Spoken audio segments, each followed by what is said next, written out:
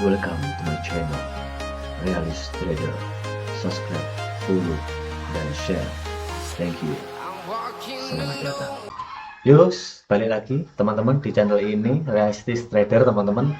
Nah, kita akan membahas di sini mengenai materi yaitu metode mental. Nah, metode bagaimana cara kita membuat metode, bagaimana cara kita mencari data dari metode tersebut, mental bagaimana cara kita menerapkan dari metode yang sudah kita dapatkan, teman-teman. Nah, metode apa? Metode diibaratkan adalah alat, teman-teman. Alat mungkin kita cari contoh seperti pancing, teman-teman. Nah, pancing itu adalah alat yang kita gunakan untuk menangkap ikan tentunya. Nah, metode yang kita gunakan untuk mencari profit di dalam market. Nah, persamaannya adalah itu. Contohnya, saat kita memancing, apakah kita selalu mendapatkan ikan? Jawabannya belum tentu.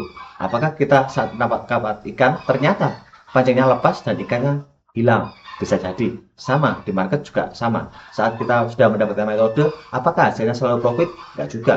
Apakah bisa loss? Iya. Jadi di sini metode yang kita pakai sebagus apapun pasti ada risiko loss. Nah, maka dari itu, loss dan profit saat kita sudah menemukan suatu metode, kita bisa mengukurnya melalui backtest. Nah, backtest itu apa? Backtest adalah rangkuman dari data yang kita dapatkan. Mungkin 10 transaksi terakhir, 100 transaksi terakhir, bahkan 1 tahun, 15 tahun. Nah, kita langsung ke laptop, kita coba bagaimana cara menerapkan metode tersebut. Oke, teman-teman. Nah, teman-teman, saya sudah mencari metode yang kiranya bagus sebagai contoh aja, yaitu adalah bullish engulfing dan bearish engulfing. Saya coba cari, teman-teman, di Gemini. Saya sudah cari. Nah, oke, contohnya seperti ini, teman-teman. Nah, oke, kita baca bersama-sama ya.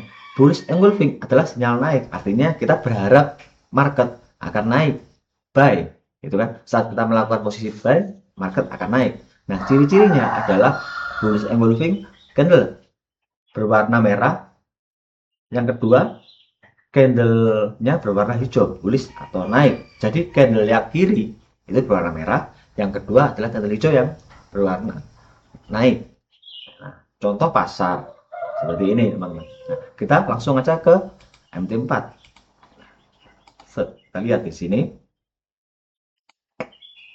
Nah, bagaimana contoh penerapannya? Coba kita cari bersama-sama. Kita pakai H1, teman-teman. Kita pakai di H1. Nah, seperti ini kita besarkan. Apakah ada contoh bullish engulfing? Ciri-cirinya yang pertama adalah marketnya di kiri warnanya merah, di kanan warnanya hijau. Kita cari apakah ada. Contoh mungkin H4 terlalu kecil. Di H4 coba kita cari contoh. Ini bukan, ini.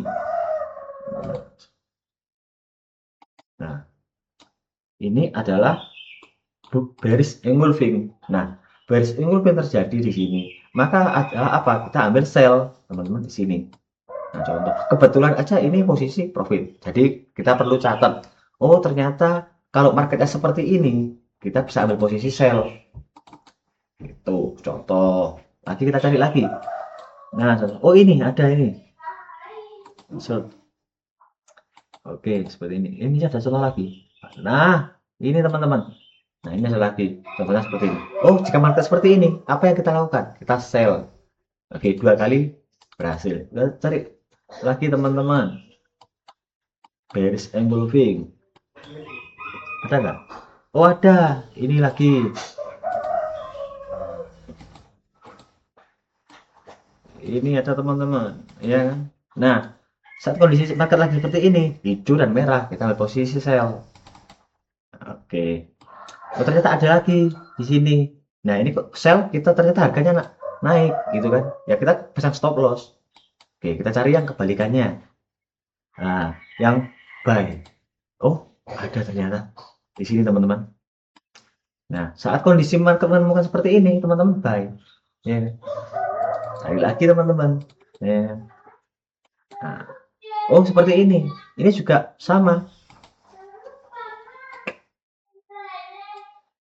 Nah, kalau kondisi market ini kita buy, tapi ternyata harga turun. Ya bagaimana? Kasih stop loss dong. It's okay, nggak masalah gitu.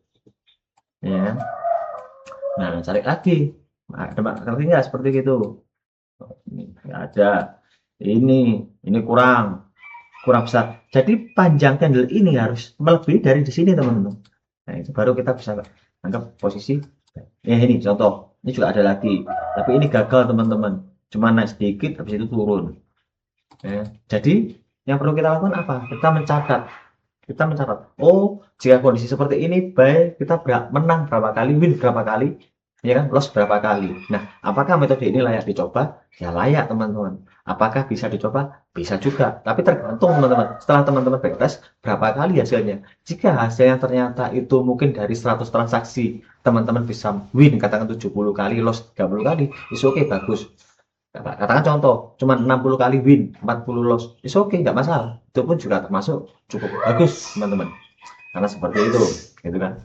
Nah, terus bagaimana cara kita menentukan stop loss dan taking profit? Ya, teman-teman tinggal hitung aja. Kira-kira gini.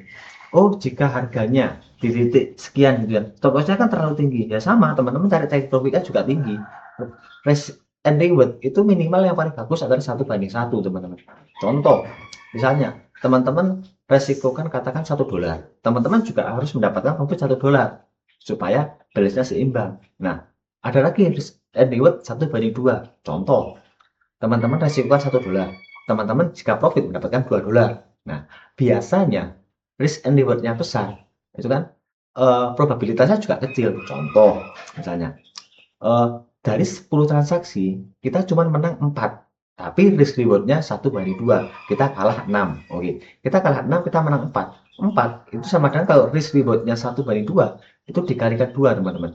Jadi kita dapat 4 kali 2 yaitu 8, loss 6, berarti kita masih dapat 2. Nah itu keuntungan. Jadi loss adalah hal yang wajar, ya kan?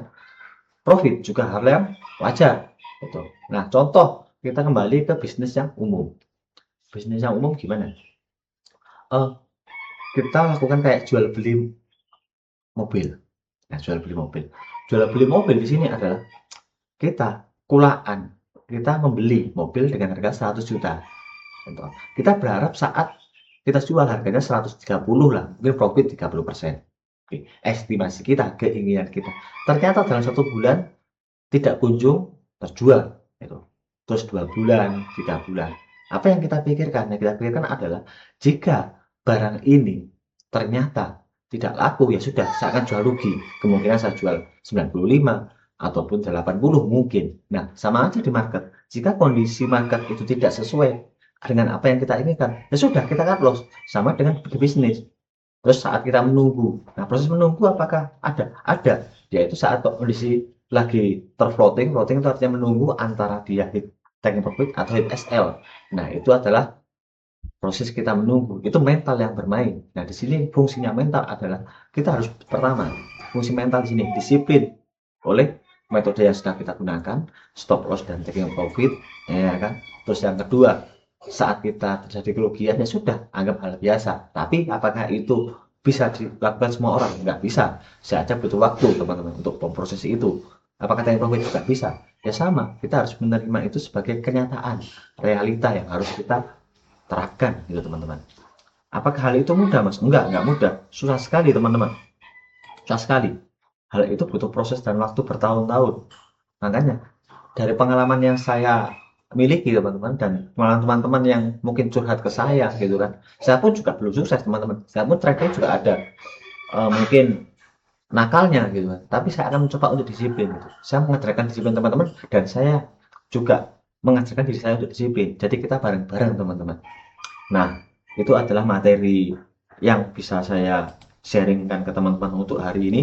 Semoga bermanfaat. Jika video ini bermanfaat buat teman-teman, silahkan share, like, dan juga subscribe teman-teman. Nah, kemarin juga ada video saya setiap hari membuat video teman-teman, yaitu analisa harian, dan juga nanti besoknya kemungkinan saya akan review analisa itu seperti apa, dan kemudian saya akan, oh ternyata jika hit TP atau SL, saya update lagi, saya akan analisa tersebut. Jadi jangan lupa untuk subscribe, like, dan juga komen video ini.